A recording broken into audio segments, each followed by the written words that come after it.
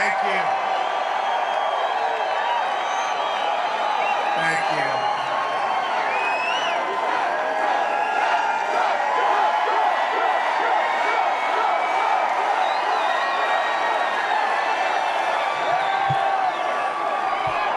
So the weather was really bad. Really bad. And they said, you know, these are great people in North Carolina. They won't mind. No, but they said they won't mind, sir, if you canceled and made it another time. And I said, what? And they said, we have a big crowd, but they won't mind just because the weather was. They said, we have a big crowd, but they won't mind just because the weather was so terrible. So I said, you gotta be kidding. So we've been driving for 2 hours. We landed at like a long ways, but there was no way that we weren't showing up tonight. That I can tell you. That I can tell you. We couldn't land at your local airport. We landed a long ways away. I said, what? Let's put it this way, the drive was about 3 times longer than the flight. But we made it. That's all that matters, right? We made it. And I'm here today for one main reason, to thank you, the people of North Carolina, for being so incredible. We want to thank you. You went out and pounded the pavement, you organized your fellow citizens, and propelled to victory a grassroots movement, the likes of which nobody has ever seen before. And that's beyond our country. And I want to give a special thank you to the incredible military families, service members, and veterans of North Carolina.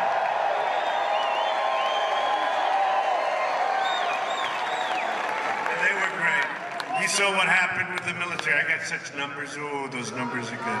I won't talk about it. We don't talk about numbers. We bring people together. But boy, were those numbers good. And our veterans. Do we love our veterans? We love them. Your state's legacy of service is an inspiration to us all. North Carolina has produced many of the finest soldiers, airmen, sailors, and Marines the world has ever seen. So true.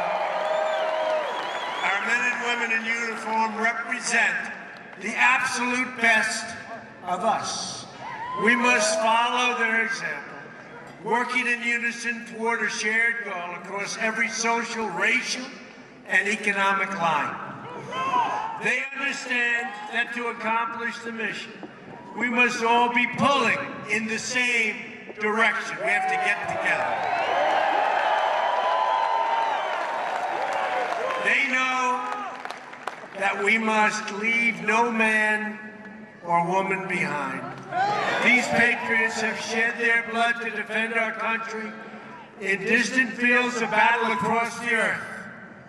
Our debt to them is eternal and everlasting. Amazing. Amazing. And you know, we have a very special person here today who we're going to introduce.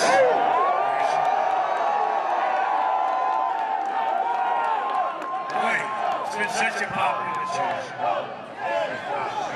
We salute their sacrifice and we salute the flag they fought to protect. We love our flag, right?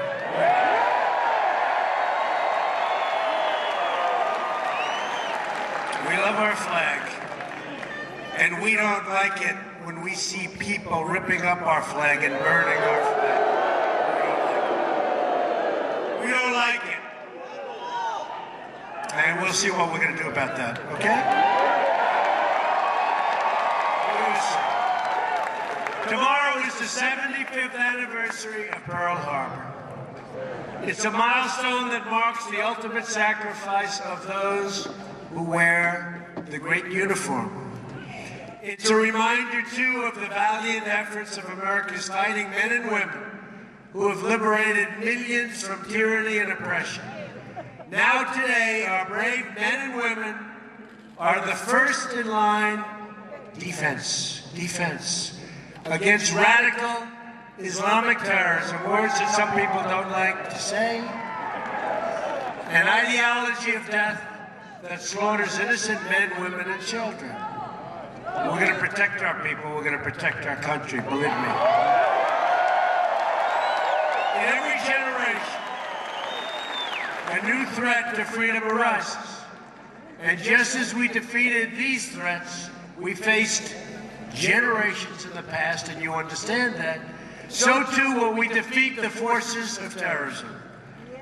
It's unseen in many cases, but we're going to defeat that force. And we're going to defeat it strongly and quickly. We'll keep fighting! We will prevail. We stand here today just miles from Fort Bragg, the home of heroes. The home of heroes. Our special forces at Fort Bragg have been the tip of the spear in fighting terrorism. The motto of our Army Special Forces is to free the oppressed. And that is exactly what they have been doing and will continue to do. At this very moment, soldiers from Fort Bragg are deployed in 90 countries around the world. Can you believe that? 90 countries. Based in Fort Bragg is the 82nd Airborne Division, also known as the All-American Division. We stand in awe of their achievements. We really do. Not far from here sits 45% of the entire United States Marine Corps at Camp Lejeune. I've been to Camp Lejeune. We love Camp Lejeune. 12,000 citizen soldiers fill the ranks of the North Carolina Army and Air National Guard. The National Guard rushed to the scene to help the victims of Hurricane Matthew and so many other catastrophes. And we continue to send our thoughts and prayers to those recovering in its wake. The military families in North Carolina are a national treasure, and it will be the duty of my administration to ensure that we protect those who protect us. And I just want to tell you that we are going to be taking care of our veterans. And I'm right now working. These are great, great people. And they haven't been treated fairly. And I'm right now working on picking the people that are going to be helping our veterans, and they are really outstanding. We have some of the great people, a lot of people that are making great sacrifices to do this, but they're going to be unbelievable. You're going to see such a change. You're going to see such a change like you've never seen before. We're going to protect and help our veterans. Believe me.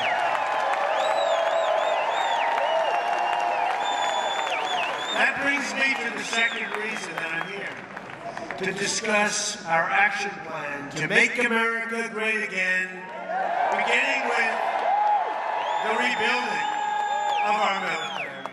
And we will. You're going to see it. I'm so looking forward, probably next week, you're going to see what we're going to do to take care of our vets. It's going to be announced. A lot of things are going to be announced. Stay tuned, folks. Here are the priorities that will guide our military and veterans policy. All men and women in uniform will have the supplies, support, equipment, training, services, medical care, and resources they need to get the job done incredibly well and perfectly.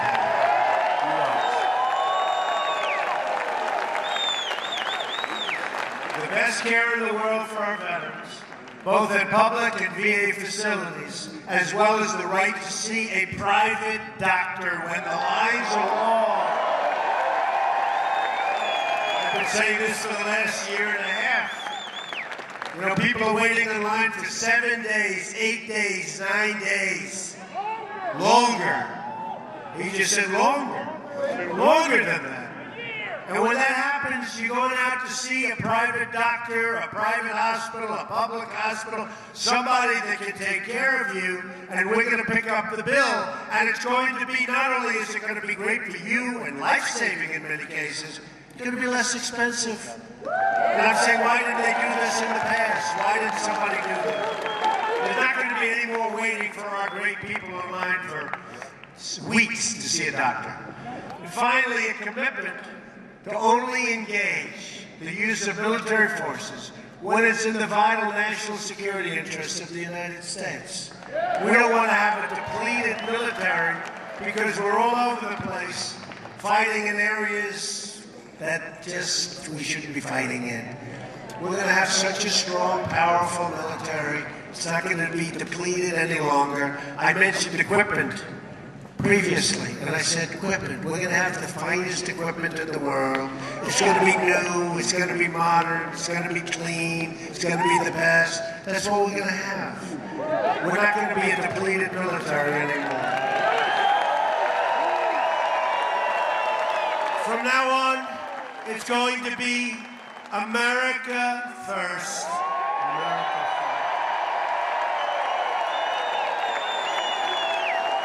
We will stop racing to topple foreign, and you understand this, foreign regimes that we know nothing about, that we shouldn't be involved with. Instead, our focus must be on defeating terrorism and destroying ISIS. And we will.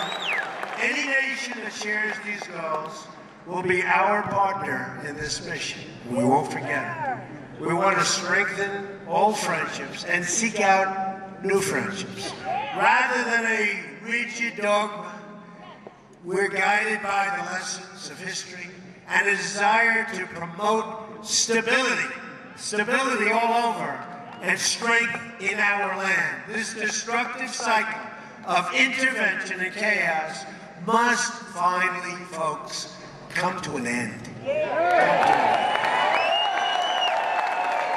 We've spent, at last count, $6 trillion in the Middle East.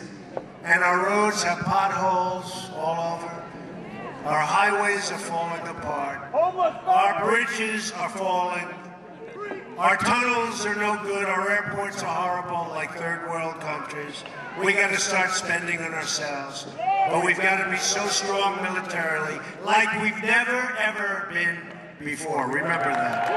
Like we've never been. We seek harmony and goodwill among the nations of the world. And we believe that respect for mutual sovereignty helps form the basis of trust and understanding. But we don't want people taking advantage of us anymore. We don't want countries taking advantage of us anymore. We don't want that. We don't want that. We want to be the smart people. We don't want to be what we've been over the last long period of time. We build up our military not as an act of aggression, but as an act of prevention. We pursue and build up arms not in order to seek conflict, but in order to avoid conflict. We want to be strong. In short, we seek peace through strength.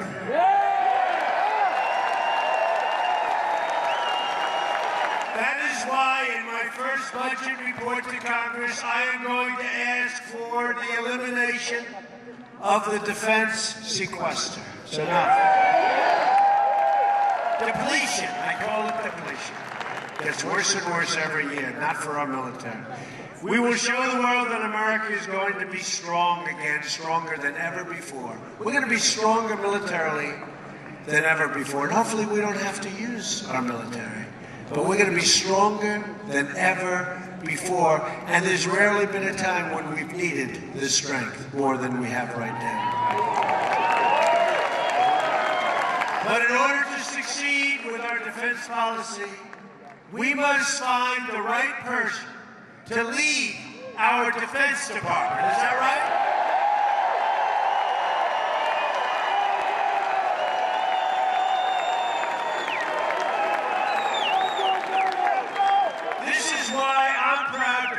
formally announce today my intention to nominate General James Mad Dog Mattis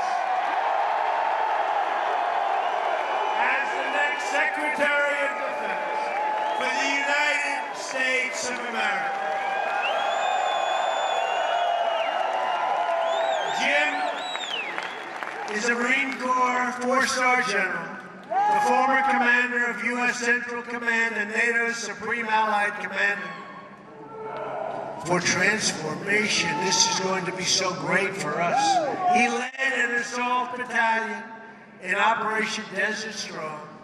And you saw what that happened. What happened, that was the way you're supposed to lead it. There was no games. Mad Dog plays no games, right? Led the forces that went after the Taliban and commanded the 1st Marine Division in Iraq. He is one of the most effective generals that we've had in many, many decades. An extraordinary leader of our time who has committed his life to his love for our country. General Mattis is the living embodiment of the Marine Corps motto, Semper Fidelis, always faithful. And the American people are fortunate that a man of this character and integrity will now be the civilian leader atop the Department of Defense. Under his leadership, right? Under his leadership, such an important position, we will rebuild our military and alliances, destroy terrorists, face our enemies head on, and make America safe again.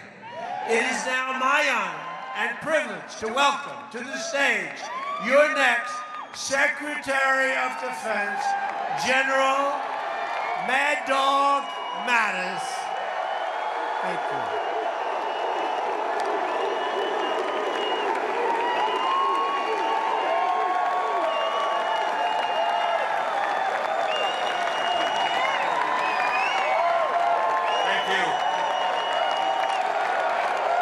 Thank you, ladies and gentlemen.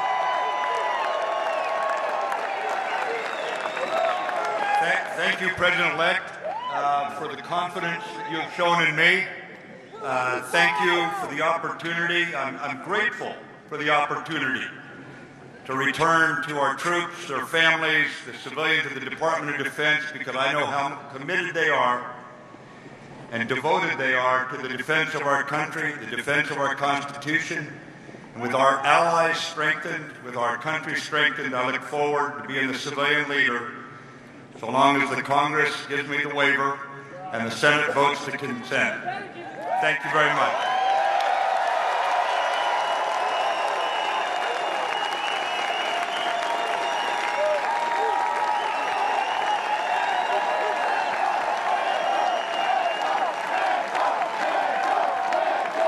What a great guy. He's going to be incredible.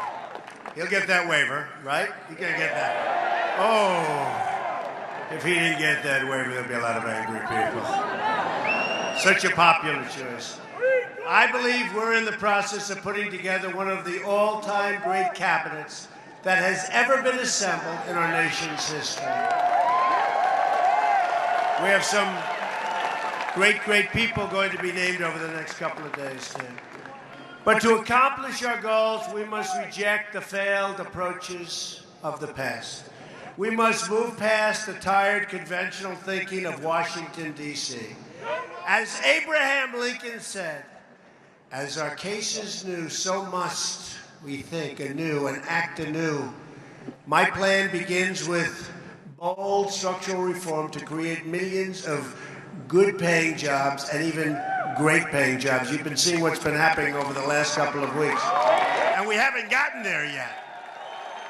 We haven't gotten there.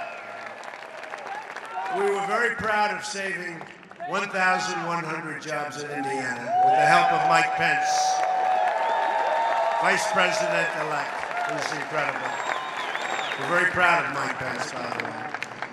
Whether it's producing steel, building cars, or curing disease, we want the next generation of innovation and production to happen right here in America and right here in North Carolina. And don't forget, when we started, even 4 weeks before, they said, well, we're going to have an awfully hard time winning Florida, an awfully hard time winning North Carolina. We're not going to win Pennsylvania. We're not going to win Michigan. We're not going to win Wisconsin. We're not going to win Iowa. And Ohio's going to be tough. So it started out, we won Ohio by more than 8 points. We won Iowa by a massive number, 10 points. Then we went down and we won Florida. Remember that fantastic evening? We have breaking news. Donald Trump wins Florida. Donald Trump wins North Carolina.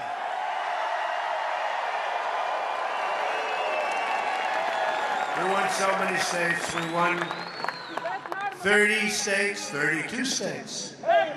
We won so much, and we just kept winning. And then we topped it off by winning Pennsylvania, winning Michigan, winning, right? Winning Wisconsin. States that hadn't been won in 38 years, a lot of states. And it was a fantastic evening, and that's why we're here tonight, because we want to thank you. We want to thank you, especially. First on taxes. We're going to undertake one of the great tax reforms and simplifications in American history. This includes lowering the tax rate on business from 35% all the way down to 15%.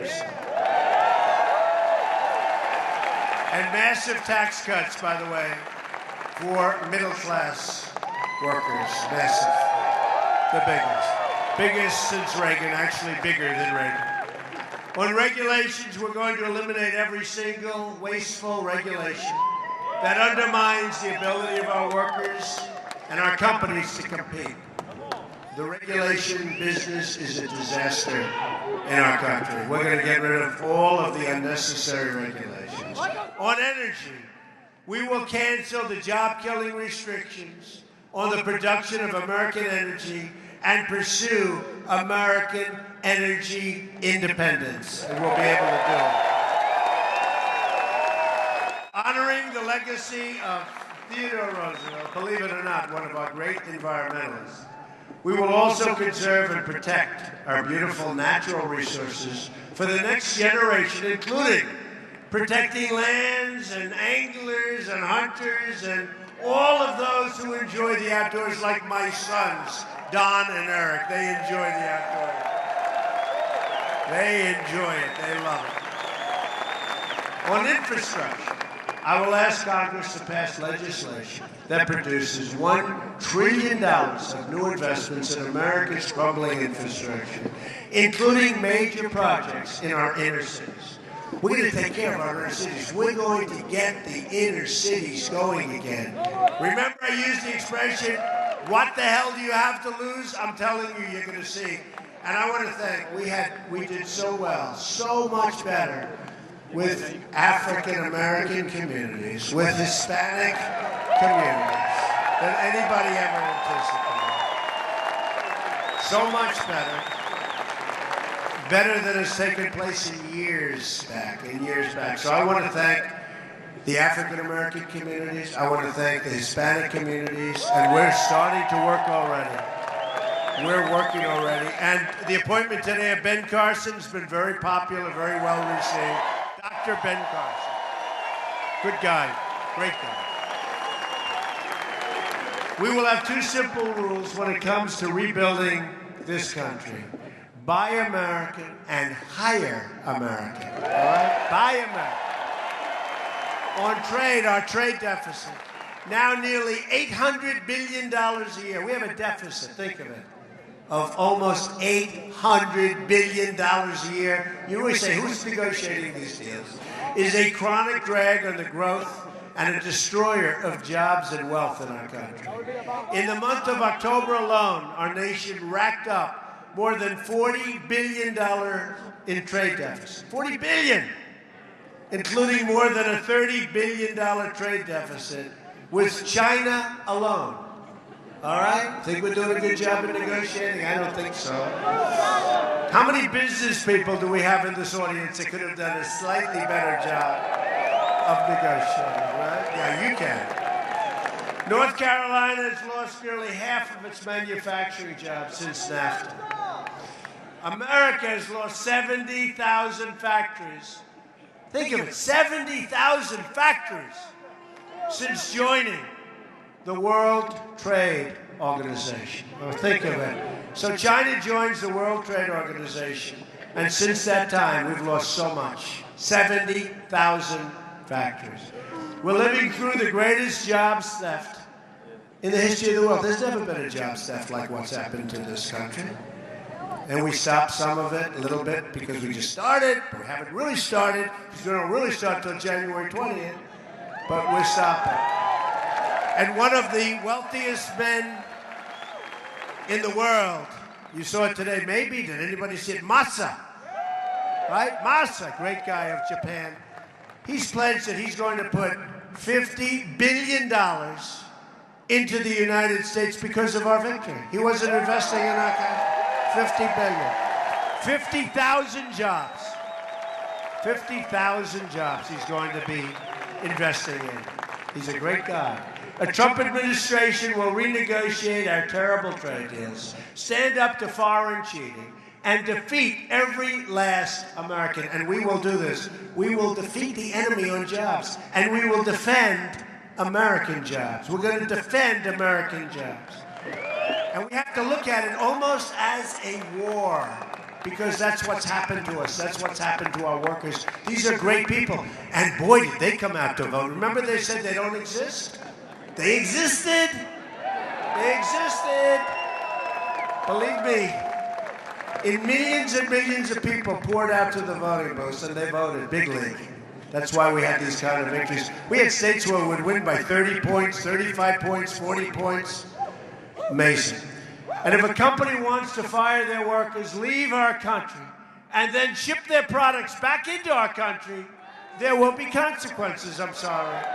There will be consequences. Big consequences. On health care reform, every day, the law known as Obamacare is destabilizing our health care, really destabilizing it. Surging premiums and forcing providers out of the market. If we don't act, the damage will be irreversible. We're going to act. That is why we're going to repeal and replace Obamacare. We have no choice. We have no choice.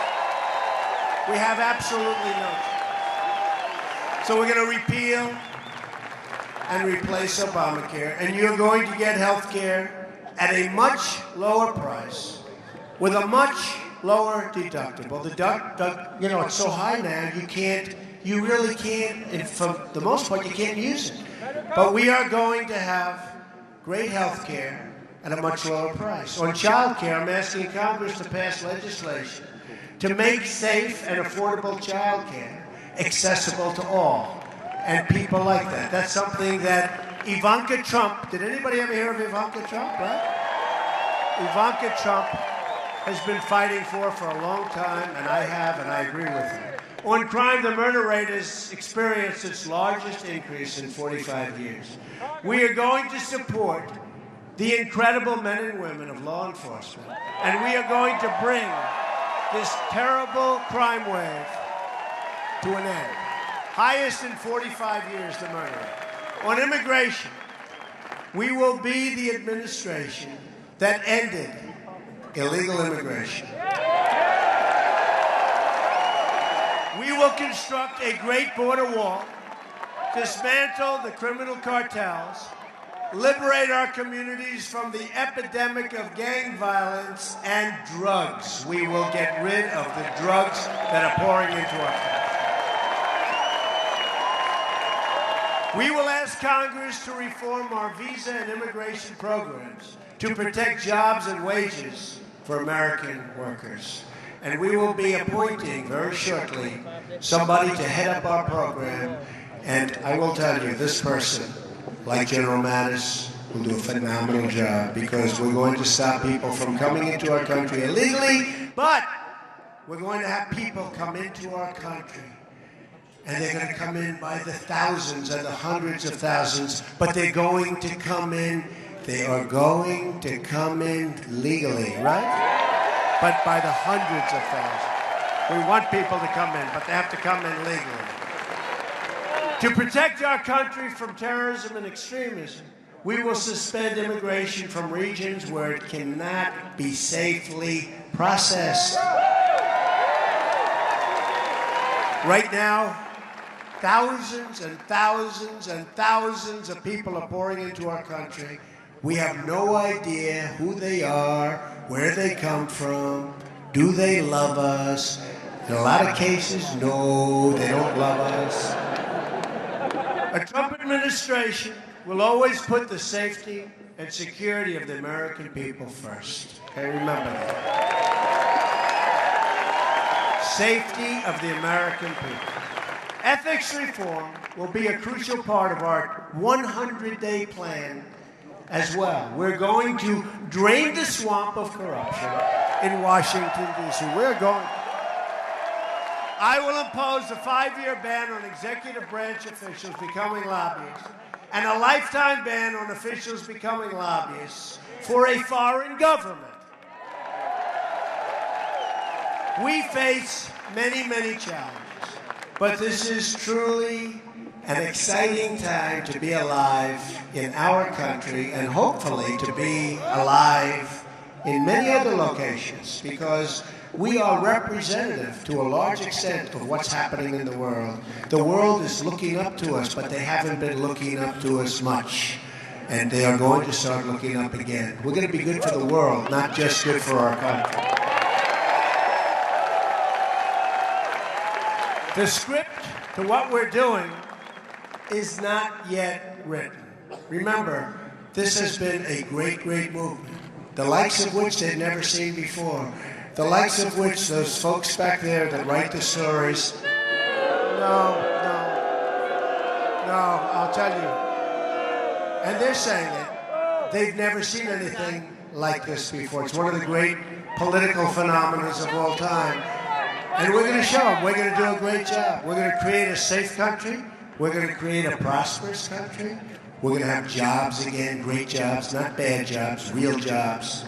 And it's going to be something special. And hopefully they're going to write the truth.